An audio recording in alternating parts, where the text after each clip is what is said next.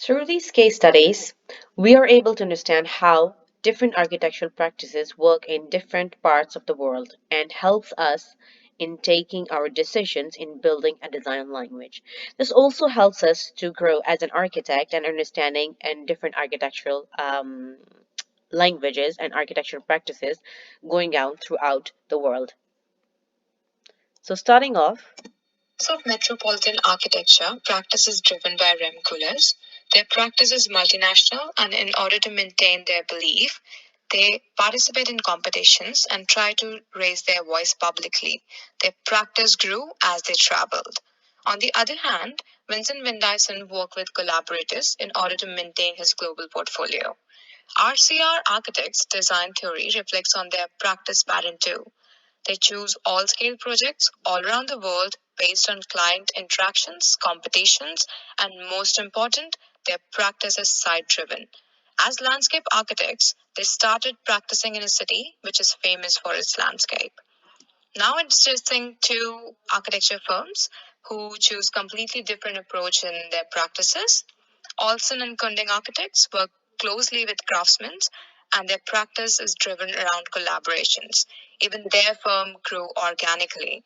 Similarly, Studio Mumbai architects are more involved with the hand-on process of building, from making large-scale site models and taking responsibilities of complete constructions. great consultants, on the other hand, they do government projects through tendering. So they just design through winning the project, they start and take the project. Coming to Benny Design, their architecture practices runs around around functions and surroundings, and they do projects based on the nature of the projects. Green Design, on the other hand, they provide all kind of services altogether in terms of architecture practices, architectural services, interior services, and also the construction services.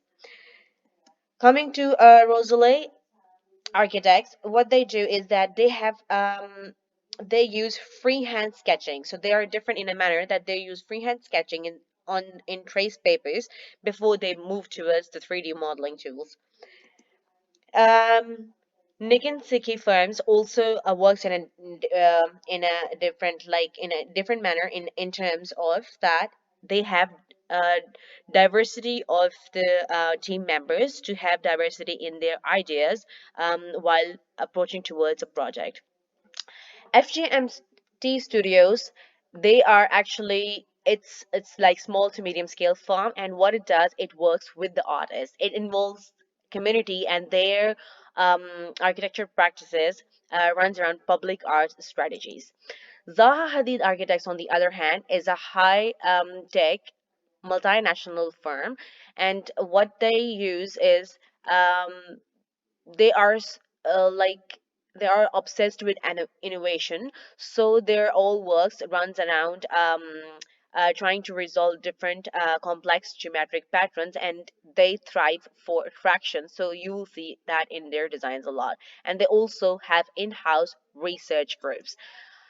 Hassel Studios works in a lot similar manner than Zaha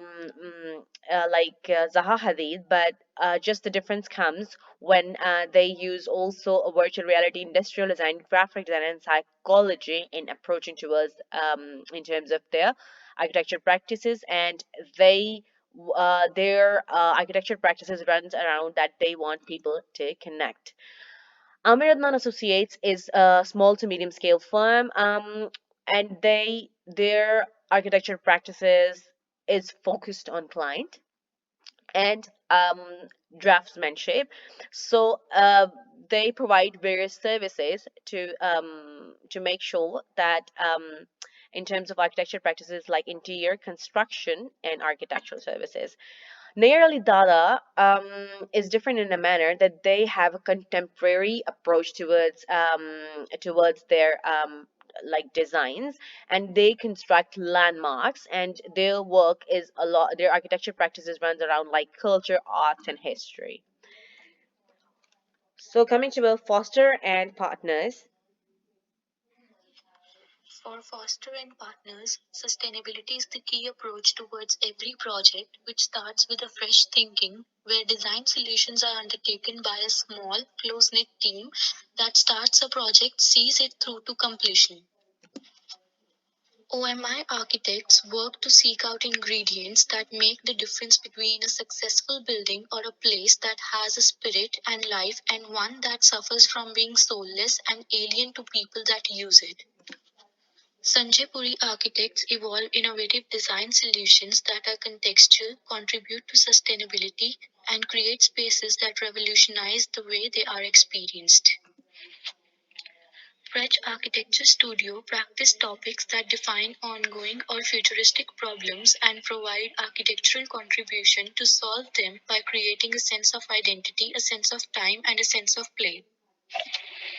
Knot Architecture use digital platform of information and communication system which deals with the project across different mediums and scales. Coming towards Laurie Baker, um, there so Cosford, it is different in a manner that it's a non-profit architectural firm, and it's also it's a social service. They also provide social services. So in terms that they work in collaboration, like with providing social services, and they work with affordable housings. Ibuku Architects is different in a manner that they use bamboo construction, like they make bamboo models, physical models, before they run for their structural analysis into 3D digital modeling. Mindscape Architects, their architecture practices runs around using light as a material. So all of their designs, you will see that their design works around the lights. Kiri Architects, what they do is that they use locally available materials with the modern designs, and that's how their architectural practices work. Environmental solutions work in a manner that they're different because they provide their architecture practices that work around architecture, ecology, and rainwater management. So they use water strategies in terms of their architecture practices.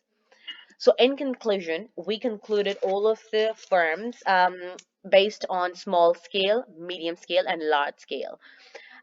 So according to our analysis, small scale architecture firms, their architecture practices runs around very focused on mainly on the client, the site oriented, and the drafting and the local using local material. So in terms of that, we have done an analysis regarding the small scale. So medium scale firms, they provide in so their strategies work around the technological reliance, and also providing different services like architectural, construction, and also landscape.